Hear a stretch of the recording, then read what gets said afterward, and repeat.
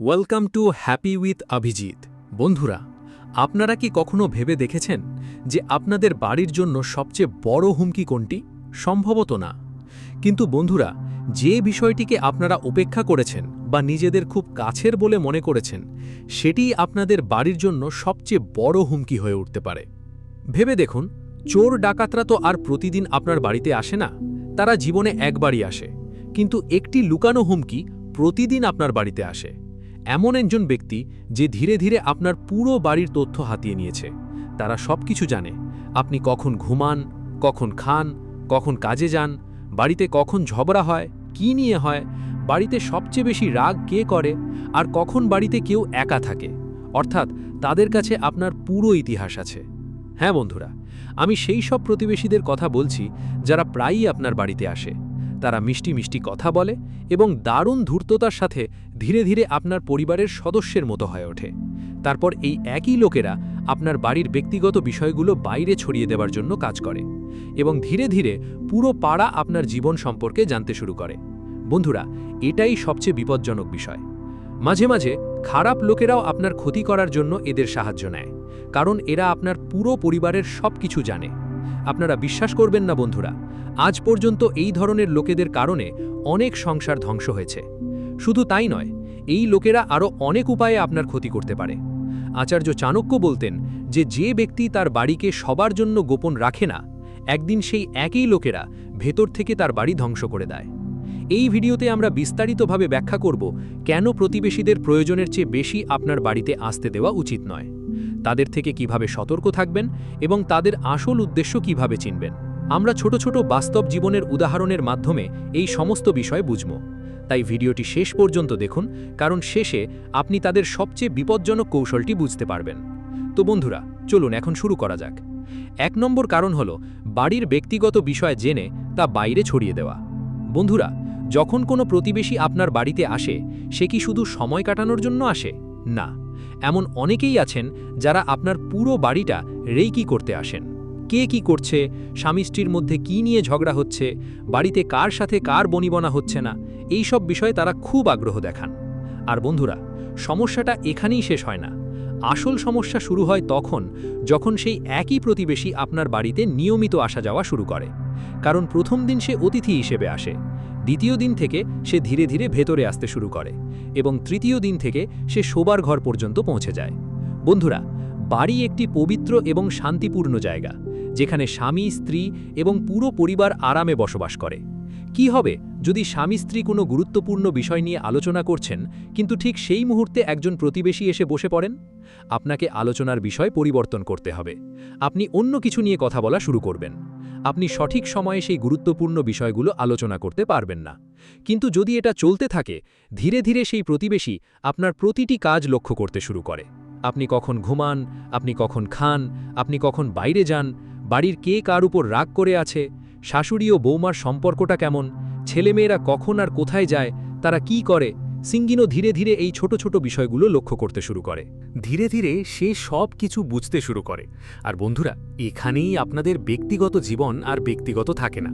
এটা আপনাদের অনেক ক্ষতি করতে পারে। আসুন একটি ছোট উদাহরণ দিয়ে বিষয়টি বোঝা যাক। এক খুব সুখী পরিবার ছিল। স্বামী ভালো কাজ করতেন, স্ত্রী সন্তানদের দেখাশোনা করতেন, আর বৃদ্ধা মা ঈশ্বরের স্তুতিগান করতেন। প্রত্যেকেই তাদের জীবনে সুখী ছিল। তারপর তাদের বাড়িতে একজন প্রতিবেশী আসতে শুরু করলেন। একদিন তিনি এলেন, চা খেলেন, কিছুক্ষণ গল্প করলেন এবং চলে গেলেন। পরের দিন তিনি আবার কোনো এক অজুহাতে এলেন, তারপর তৃতীয় দিন, তারপর চতুর্থ দিন, আর এইভাবেই ধীরে ধীরে তিনি প্রতিদিন কোনো না কোনো অজুহাতে আসতে শুরু করলেন। পরিবারটি তাকে কখনো সন্দেহের চোখে দেখত না, কারণ তিনি মিষ্টি করে কথা বলতেন, তিনি ভালোভাবেই জীবনযাপন করতেন এবং ধীরে ধীরে সবাই তাকে পরিবারের একজন বলে মনে করতে শুরু করল। কখনো তারা তার সাথে সুখের কথা বলতো, কখনো দুঃখের কথা। কিন্তু বন্ধুরা, এই হতভাগ্য পরিবারটির কোনো ধারণাই ছিল না যে তারা একটি বিষধর সাপকে দুধ খাওয়াচ্ছিল। আসলে দেখা গেল যে দুধটা সাপটার চেয়েও বেশি বিষাক্ত ছিল। আসলে একটা সাপ এর চেয়ে অনেক ভালো, কারণ সব হাসি খুশি মানুষই সত্যি ভালো হয় না, এর কোনো প্রয়োজনও নেই। একদিন রবিবার স্বামী স্ত্রী বাড়িতে ছিলেন। স্বামী স্ত্রী দুজনেই তাদের ঘরে কিছু একটা অনুচিত কাজে ব্যস্ত ছিলেন। ঠিক তখনই প্রতিবেশী ঘরে ঢুকলেন। দরজাটা পুরোপুরি বন্ধ ছিল না। তিনি দরজার কোণ থেকে উকি দিলেন এবং সঙ্গে সঙ্গে তার ফোন বের করে গোপনে পুরো দৃশ্যটি রেকর্ড করলেন। তারপর তিনি চুপচাপ চলে গেলেন। কিন্তু বন্ধুরা, এরপর যা ঘটল তা পুরো পরিবারটিকে ভেঙে চুরমার করে দিল। একদিন সেই একই প্রতিবেশী বাড়িতে এলেন যখন মহিলাটি একা ছিলেন। তিনি তাকে ভিডিওটি দেখালেন এবং বললেন যে যদি তিনি না চান যে এটি ভাইরাল হোক তাহলে তাকে কিছু শর্তে রাজি হতে হবে। মহিলাটি পুরোপুরি হতবাক হয়ে গেলেন। তিনি কি করবেন বুঝতে পারছিলেন না এবং নিজের ভুল বুঝতে শুরু করলেন। কিন্তু তিনি কি করতে পারতেন? যদি তিনি তার কথা না শুনতেন তাহলে ভিডিওটি ভাইরাল হয়ে যেতে পারত। তার সম্মান নষ্ট হয়ে যেতে পারত। পুরো সমাজ এ নিয়ে কথা বলতে শুরু করত। এরপর সে মহিলাটির কাছে টাকা এবং এমন সব শর্ত দাবি করল যা শুনলে আপনি হতবাক হয়ে যাবেন। আপনি বুদ্ধিমান, এতক্ষণে নিশ্চয়ই বুঝে গেছেন সে কী ধরনের শর্ত আরোপ করছিল। কিন্তু মহিলাটি কী বা করতে পারত? সে তার সম্মান নিয়ে চিন্তিত ছিল, তাই তাকে সব শর্তে রাজি হতে হয়েছিল। কিন্তু এখানেই শেষ নয়। ধীরে ধীরে প্রতিবেশীটি আরও বিপজ্জনক হয়ে উঠল। তার সাহস বাড়তে লাগল এবং পুরো পরিবারটি ভেঙে পড়তে শুরু করল। এইভাবে একটি সুখী পরিবার একজন প্রতিবেশীর কারণে তাদের ঘর এবং পৃথিবী হারালো। বন্ধুরা, সবসময় একটি কথা মনে রাখবেন, সবাই এতটা নীচ বা নিচু প্রকৃতির হয় না। কিন্তু সঠিক সময়ে একজন ভালো এবং একজন খারাপ মানুষের মধ্যে পার্থক্য করা সবচেয়ে কঠিন কাজ। এবং এই শনাক্তকরণটি অত্যন্ত গুরুত্বপূর্ণ, কারণ আপনাকে বুঝতে হবে যে প্রতিদিন আপনার বাড়িতে আসা লোকটি কী ধরনের মানুষ এবং তার মানসিকতা কেমন। যদি তারা ভালো মানুষ হয় তাহলে ঠিক আছে, কিন্তু যদি তারা এমন ধূর্ত, তোষামতকারী এবং প্রতারক হয় তবে তারা আপনার জীবনে যে কী ভয়াবহ ক্ষতি করতে পারে আপনি কল্পনাও করতে পারবেন না। বন্ধুরা, এটা একটা সত্যি ঘটনার ওপর ভিত্তি করে দেওয়া উদাহরণ মাত্র, কিন্তু এই ধরনের প্রতিবেশীরা আরও অনেকভাবে আপনাদের সর্বনাশ করতে পারে। এবার দ্বিতীয় কারণটা বোঝা যাক। বন্ধুরা, সব প্রতিবেশী শুধু টাকা বা খ্যাতি দিয়ে আপনাদের ক্ষতি করে না। এমন কিছু প্রতিবেশীও আছে যারা ধীরে ধীরে আপনার বাড়ির শান্তি নষ্ট করতে শুরু করে। আর সবচেয়ে বিপজ্জনক ব্যাপার হলো আপনি শুরুতে তা বুঝতেই পারেন না, কারণ এই ধরনের লোকেরা খুব মিষ্টি করে কথা বলে। তারা সরাসরি ঝগড়া লাগায় না, কিন্তু ধীরে ধীরে মানুষের মন বিষিয়ে তোলে। আচার্য চাণক্য বলেছেন, শত্রু যদি সামনে থেকে আক্রমণ করে তাহলে পালানো সহজ, কিন্তু যে হাসি মুখে মন বিষিয়ে তোলে সেই সবচেয়ে বিপজ্জনক। বন্ধুরা, কিছু প্রতিবেশী শুধু আপনার বাড়িতে বসে আড্ডা দেয় না, তারা আপনার সম্পর্কগুলো পড়ে ফেলে। স্বামী স্ত্রীর মধ্যে ভালোবাসা কতটা, সংসারে কার কথা বেশি চলে, কে বেশি আবেগপ্রবণ, কাকে সহজে রাগিয়ে দেওয়া যায়, আর তারপরই শুরু হয় ধীরে ধীরে ভেতর থেকে সংসারটাকে ভেঙে ফেলার খেলা। প্রথমে তারা তুলনা করবে, তারপর একে অপরের কান ঝালাপালা করে দেবে, এরপর তারা ছোটখাটো বিষয় নিয়ে কথা বলতে শুরু করবে। আপনার স্বামী আপনাকে সময় দেন না, আপনার শাশুড়ি আপনাকে বোঝেন না, আপনি এত কাজ কেন করেন, অন্যের বাড়িতে তো এমনটা হয় না। এই কথাগুলো ছোটখাটো মনে হতে পারে, কিন্তু বন্ধুরা, এই ছোটখাটো বিষয়গুলোই ধীরে ধীরে মানুষের মনে গেঁথে যেতে শুরু করে। তারপর সন্দেহ বাড়ে, বিরক্তি বাড়ে, অহেতুক তর্ক শুরু হয় এবং সবচেয়ে বিপজ্জনকভাবে যে বাড়িতে একসময় ভালোবাসা ছিল সেই বাড়িটাই ধীরে ধীরে দূরে সরে যেতে থাকে। এবার একটা ছোট উদাহরণ দিয়ে ব্যাপারটা বুঝুন। শর্মাজির পাড়ায় এক মহিলা থাকতে এলেন। প্রথমে তাকে খুব ভালো মনে হয়েছিল। তিনি প্রতিদিন হাসি মুখে কথা বলতেন, কখনো চিনি চাইতেন, কখনো চায়ের জন্য ডাকতেন, কখনো বাচ্চাদের জন্য কিছু নিয়ে আসতেন। ধীরে ধীরে শর্মাজির বাড়িতে তার আসা যাওয়া বাড়তে লাগলো। কিন্তু বন্ধুরা, তার নিজের বাড়িতে কোনো শান্তিই ছিল না। তার স্বামী মদ খেয়ে ঝগড়া করতেন, প্রতিদিন ঝগড়া হতো। আর সম্ভবত এই কারণেই শর্মাজির সুখী পরিবারে তিনি গভীর কষ্ট পেতে শুরু করেছিলেন, কারণ শর্মাজির বাড়িতে শাশুড়ি বৌমাও একসঙ্গে মিলেমিশে থাকতেন। স্বামী স্ত্রীর মধ্যে ভালোবাসা ছিল, বাড়িতে হাসি ঠাট্টা আর শান্তি বিরাজ করত। ধীরে ধীরে প্রতিবেশীর মনে ঈর্ষা জন্মাতে শুরু করল। তারপর সে মিষ্টি কথায় খেলা শুরু করল। কখনো কখনো একান্তে সে শর্মার স্ত্রীকে বলল, ভাবি, তোমার শাশুড়ি বাইরে ভালো সাজার ভান করে, কিন্তু আমার মনে হয় উনি তোমাকে মন থেকে পছন্দ করেন না। কখনো কখনো সুযোগ পেয়ে সে তার শাশুড়িকে বলল, আন্টি, আজকালকার বৌমারা বাইরে ভালো সাজার ভান করে, কিন্তু ধীরে ধীরে ছেলেদের ওপর কর্তৃত্ব করে। বন্ধুরা, এখান থেকেই শর্মাজির বাড়িতে ধীরে ধীরে বিষ ছড়াতে শুরু করে। প্রথমে ছোটখাটো ভুল বোঝাবুঝি ছিল, তারপর এলো কটূক্তি, তারপর এলো নিত্যদিনের উত্তেজনা।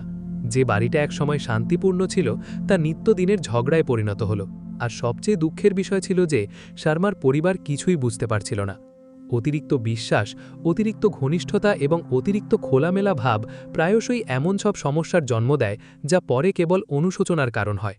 বন্ধুরা, আচার্য চাণক্য বলতেন যে প্রতিটি সম্পর্কের একটি সীমা থাকা উচিত, কারণ যেখানে সীমা শেষ হয় সেখানেই সমস্যার শুরু। আর বন্ধুরা, প্রতিবেশীদের সাথে এটাই সবচেয়ে বড় সমস্যা। শুরুতে সবকিছু স্বাভাবিক মনে হয়। একজন আপনার বাড়িতে আসে, চা খায়, সে থাকে, দু একটা কথা বলে, তারপর চলে যায়। আপনি ভাবেন সে শুধু একজন প্রতিবেশী। কিন্তু বন্ধুরা, এখান থেকেই ধীরে ধীরে একটি খুব বিপজ্জনক জিনিস শুরু হয়। একজন ব্যক্তি আপনার বাড়িতে যত বেশি স্বচ্ছন্দ হয়ে ওঠে, ততই সে আপনার জীবনে হস্তক্ষেপ করতে শুরু করে। এটা শুরু হয় শুধু বসে থাকা দিয়ে। তারপর ধীরে ধীরে সে না জিজ্ঞেস করেই বাড়িতে ঢুকতে শুরু করে। তারপর সে রান্নাঘরে হাত দিতে শুরু করে। তারপর সে বাচ্চাদের বকাঝোকা করতে শুরু করে। তারপর সে আপনার বাড়ির সিদ্ধান্তগুলোতে নিজের মতামত দিতে শুরু করে। আর সবচেয়ে বিপজ্জনক ব্যাপার হলো, ধীরে ধীরে এই সব কিছুই আপনার কাছে স্বাভাবিক বলে মনে হতে শুরু করে। বন্ধুরা, সাবধানে ভাবুন, অন্য একজন ব্যক্তির কি এত ক্ষমতা থাকা উচিত যে সে আপনার বাড়ির পরিবেশকে প্রভাবিত করতে পারে?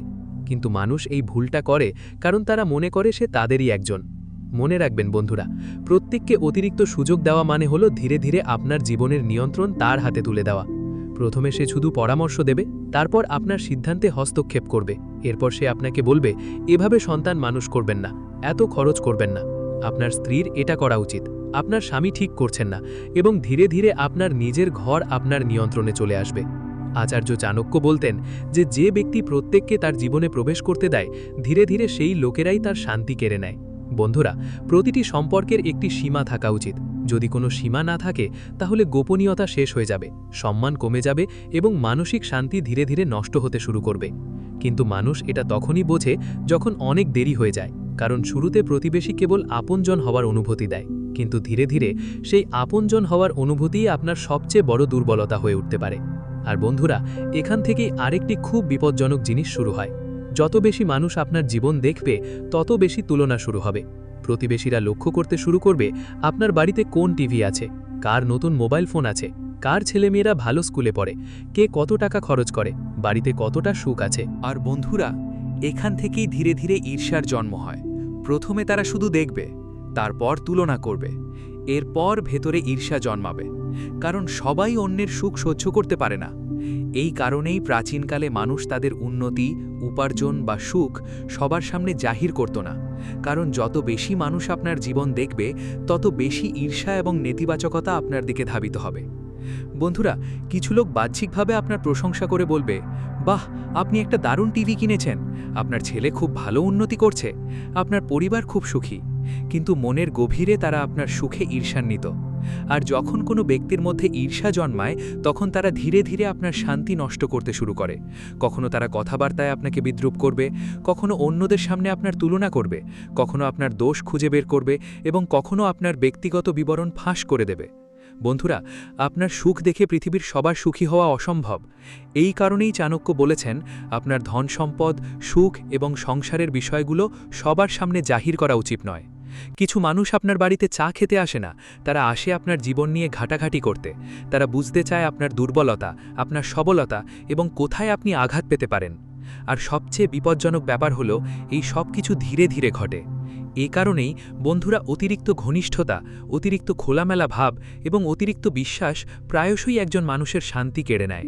শ্রদ্ধাশীল হন, কিন্তু সীমানাও বজায় রাখুন, কারণ যেখানে সীমানা শেষ হয়, সেখানেই আপনার ঘরে সমস্যা ঢুকতে শুরু করে। বন্ধুরা, এখন প্রশ্ন ওঠে, আমরা এই সব কিছু কীভাবে এড়াতে পারি? সব প্রতিবেশী কি খারাপ? না, মোটেই না। কিন্তু সমস্যাটা হলো বন্ধুরা, মানুষের স্বভাব সময়ের সাথে সাথে বদলে যায়। কেউ হয়তো আজ আপনার সম্পর্কে ভালো ভাবছে, কিন্তু সেটা চিরকাল সেরকম থাকবে এমন কোনো কথা নেই। কখনো কখনো একজন ভালো মানুষের মধ্যেও ধীরে ধীরে ঈর্ষা, তুলনা এবং বৈষম্য বোধ জন্মায়। কারণ আপনার কাছে যদি এমন কিছু থাকে যা তাদের কাছে নেই, তবে তাদের ভেতরে তুলনা করার প্রবণতা তৈরি হতে শুরু করে। আপনার সুখ, আপনার শান্তি, আপনার বাড়ির প্রতি ভালোবাসা, আপনার উন্নতি, এই সব কিছু সবাই সহ্য করতে পারে না। আর বন্ধুরা, এক জায়গা থেকে অন্য জায়গায় গুজব ছড়ানোও মানুষের এক অতি পুরনো স্বভাব। এই কারণেই জ্ঞানী ব্যক্তি তিনি, যিনি সবাইকে ভালোবাসেন কিন্তু নিজের সীমাও বজায় রাখেন। এর সমাধান এখানেই বন্ধুরা, আপনার বাড়ির গোপনীয়তাকে যথাসম্ভব গোপন রাখা। সবাইকে সবকিছু বলবেন না, সবাইকে আপনার বাড়িতে ঢুকতে দেবেন না, এবং সবচেয়ে গুরুত্বপূর্ণ হলো, কাউকে এতটা স্বচ্ছন্দ হতে দেবেন না যে তারা আপনার বাড়ির প্রতিটি অভ্যাস জেনে যায়। কারণ যে ব্যক্তি আজ আপনার বাড়িতে বসে হাসছে, সে নিশ্চিত নয় যে সেই একই ব্যক্তি আগামীকাল আপনার বিরুদ্ধে যাবে না। যদি আগামীকাল সেই একই প্রতিবেশীর সাথে আপনার মতবিরোধ হয় তবে ভেবে দেখুন আপনার বাড়ি সম্পর্কে সে কতটা তথ্য জানে, বাড়ির মধ্যে কোন বিষয়ে কে দুর্বল, কার সাথে কার বনিবনা হয় না, আর্থিক অবস্থা কেমন, কে সহজে আবেগপ্রবণ হয়ে পড়ে। আর বন্ধুরা, এখান থেকেই সবচেয়ে বড় বিপদ শুরু হয়, কারণ কখনো কখনো তৃতীয় কোনো ব্যক্তি যে আপনার বাড়ির পুরো ইতিহাস জানে, সে আপনাকে ক্ষতি করার জন্য সেই একই প্রতিবেশীকে ব্যবহার করে। সে জানে কোন দরজা কোথায়, কে কখন ঘুমায়, কে কখন বাইরে যায়, কে কখন বাড়িতে একা থাকে। অর্থাৎ তাদের মনে আপনার পুরো বাড়ির একটা মানচিত্র তৈরি হয়ে আছে।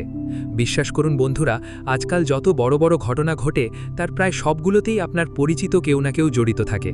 কারণ একজন বাইরের লোক আপনার বাড়ির ব্যাপারে সহজে জানতে পারে না, কিন্তু যারা আপনার বাড়িতে প্রতিদিন আসে তারা ধীরে ধীরে সব কিছু জেনে যায়। আচার্য চাণক্য বলতেন যে আপনার বাড়ির মর্যাদা এবং গোপনীয়তা সবার কাছে প্রকাশ করা উচিত নয়, এবং আজকের দিনে এটাই সবচেয়ে গুরুত্বপূর্ণ বিষয় হয়ে উঠেছে। অবশ্য সব প্রতিবেশী সেরকম হয় না, পৃথিবীতে ভালো মানুষও আছে, আবার মহান মানুষও আছে, কিন্তু সতর্ক থাকাটা আপনার দায়িত্ব, কারণ এটা কলিযুগ বন্ধুরা, কখন কে বদলে যাবে তা বলা যায় না। সুতরাং আপনার পরিবার ছাড়া অন্য কাউকে আক্রমণ করা অসম্ভব। অন্ধভাবে বিশ্বাস করবেন না, সবাইকে সম্মান করুন, ভালোবাসুন, অন্যদের সাহায্য করুন, কিন্তু সবসময় সীমা নির্ধারণ করুন, কারণ কখনো কখনো অতিরিক্ত ঘনিষ্ঠতা, অতিরিক্ত বিশ্বাস আর অতিরিক্ত খোলামেলা ভাব এমন সব সমস্যার জন্ম দিতে পারে যা কেবল অনুশোচনায় রেখে যায়। মনে রাখবেন বন্ধুরা, দূরত্ব মানেই সবসময় শত্রুতা। কখনো কখনো সেই দূরত্বই আপনার বাড়ির শান্তি, আপনার মর্যাদা আর আপনার পরিবারের নিরাপত্তা রক্ষা করতে পারে। Subscribe now happy with Abhijit. সবাই ভালো থাকুন, ধন্যবাদ।